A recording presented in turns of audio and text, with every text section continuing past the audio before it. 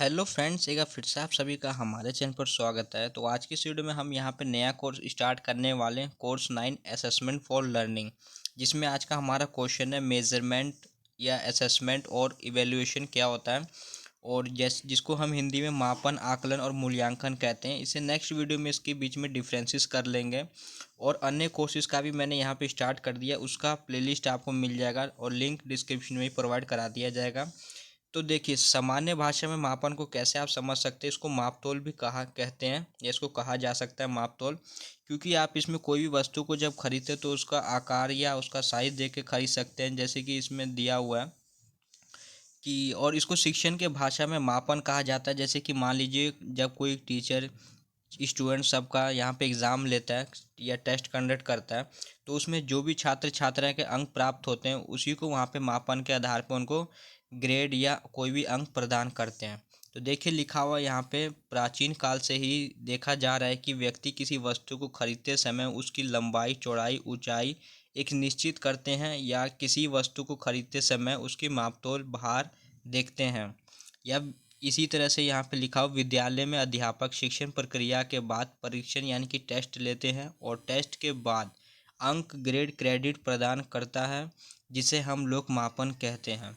इस प्रकार मापन का अर्थ होता है अंक प्रदान करना। उसके बाद लिखा, मापन करने के बाद यह देखते हैं कि यह वस्तु क्या है या यह व्यक्ति कैसा है, या विद्यालय परीक्षा के बाद जो डाटा, आंकड़े, जानकारी संग्रहण की जाने वाली प्रक्रिया को ही आकलन कहते हैं। इस प्रकार आकलन का अर्थ होता है सूचनाओं को एकत्रित करना। उसके बाद लिखा हुआ यहाँ पे, जब मापन एवं आकलन की प्रक्रिया पूर्ण हो जाती है तो शुरू से अंत तक जो मापन एवं आकलन किए वही तो मूल्यांकन होता है। आप इसको ऐसे समझ सकते हैं, जो आपका मापन है वो आकलन के अंतर्गत आता है, और जो आपका मापन और आकलन है वह आपका मूल्यांकन के अंतर्गत आता है। यानी कि मापन और आकलन आपका छोटा सा भाग है मूल्यांकन का, और जो आपका मापन है वो छोटा सा भाग है आकलन का। उसके बाद यहाँ पे लिखा हुआ है, जब मापन एवं आकलन की प्रक्रिया पूर्ण हो जाती है तो शुरू से अंत तक जो मापन एवं आकलन किए वही तो मूल्यांकन होता है। अर्थात मूल्यांकन का अर्थ होता है बच्चे या किसी व्यक्ति की संपूर्ण जानकारी प्राप्त करना। उसके बाद लिखा है यहाँ पे, मापन का अर्थ। मापन शब्द अंग्रेजी के मेजरमेंट शब्द से उत्पन्न हुआ है, जिसका अर्थ होता है अंक प्रदान करना।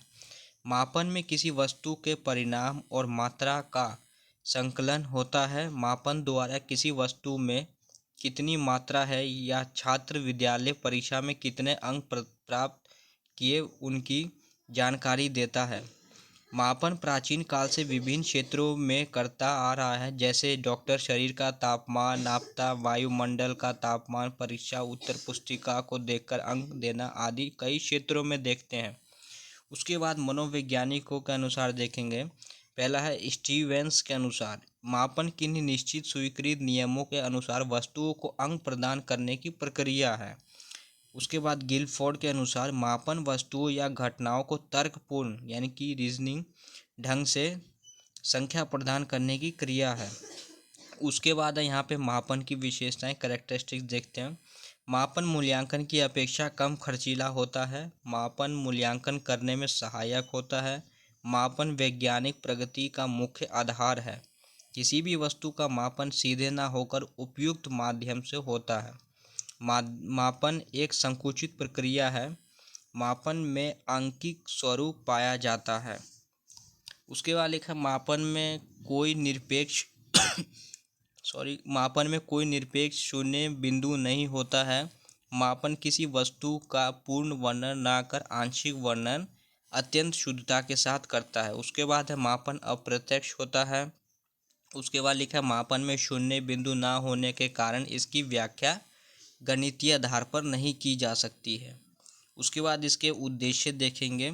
अधिगम को सहज बनाकर शिक्षण को आनंददायी बनाना, छात्रों में स्वस्थ प्रतियोगिता की भावना विकसित करना, विकास में बाधक तत्वों की पहचान करना, छात्रों के सर्वांगीण विकास में सहायता करना, शिक्षण व्यू रचना का विकास करना, अनुदेशन की प्रभावशीलता का पता लगाना, छात्रों को व्यक्तिगत आवश्यकताओं के अनुरूप शिक्षा सुविधाएं उपलब्ध कराना।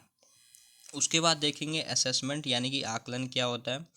तो आकलन का अर्थ है, यहाँ पे असेसमेंट को हिंदी में आकलन बोला जाता है और यह लैटिन भाषा के शब्द असेसमेंट से उत्पन्न हुआ है, जिसका अर्थ होता है किसी के बारे में जानना या जानकारी प्राप्त करना या जांच पड़ताल करना, सूचना संग्रह करने की प्रक्रिया है। इस प्रकार आकलन सूचना संग्रह तथा उस पर विचार विमर्श करने की प्रक्रिया है, जिन्हें हम विभिन्न माध्यमों से समझ सकते हैं कि विद्यार्थी क्या जानता है, क्या समझता है।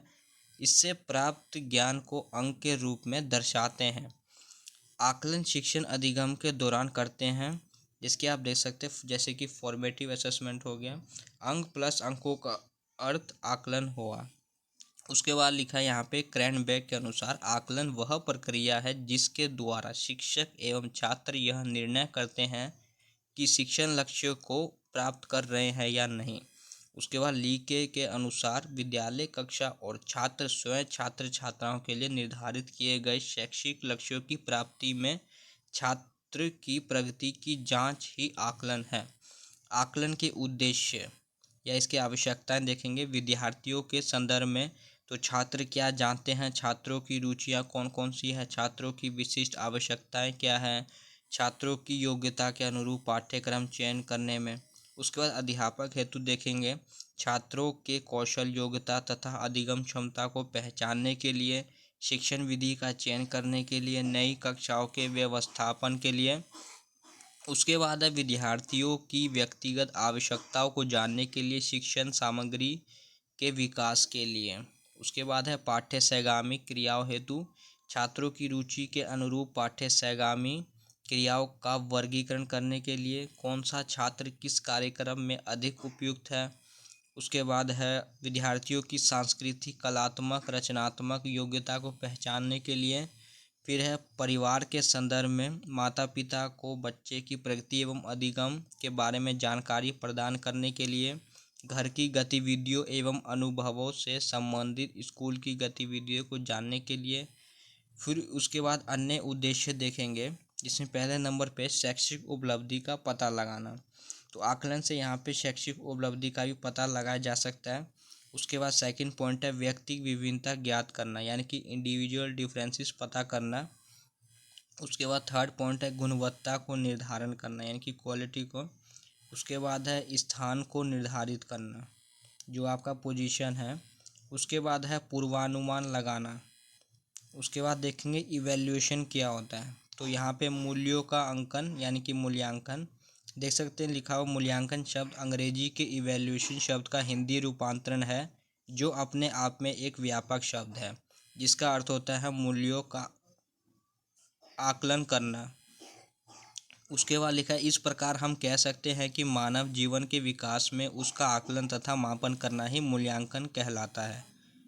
विकास से तात्पर्य बच्चों के शारीरिक मानसिक नैतिक सामाजिक सामूहिक आदि सभी विकासों का यहाँ पे आकलन लिख लीजिएगा। आकलन करना ही मूल्यांकन प्रक्रिया है। मूल्यांकन एक सतत एवं व्यापक प्रक्रिया है तथा वह औपचारिक एवं अनौपचारिक रूप से किया जाता है। मूल्यांकन प्रक्रिया शिक्षण के अंत में किया जाता है। देख सकते हैं मापन प्लस आकलन इक्वल टू मूल्यांकन। गुड्स के अनुसार मूल्यांकन एक ऐसी प्रक्रिया है जिससे सही ढंग से किसी वस्तु का मापन किया जा सकता है। उसके बाद है डाडेकर के अनुसार शैक्षिक उद्देश्यों को बालक द्वारा किसी सीमा तक प्राप्त किया गया है, यह जानने की व्यवस्थित प्रक्रिया को ही मूल्यांकन कहते हैं।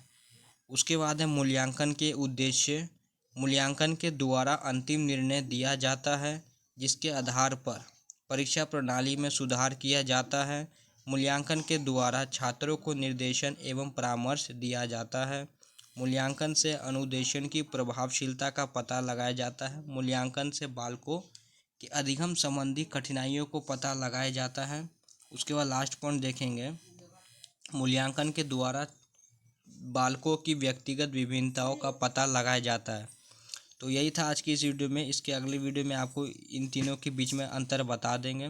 तो वीडियो को लाइक और चैनल को सब्सक्राइब करना। Thanks for watching this video.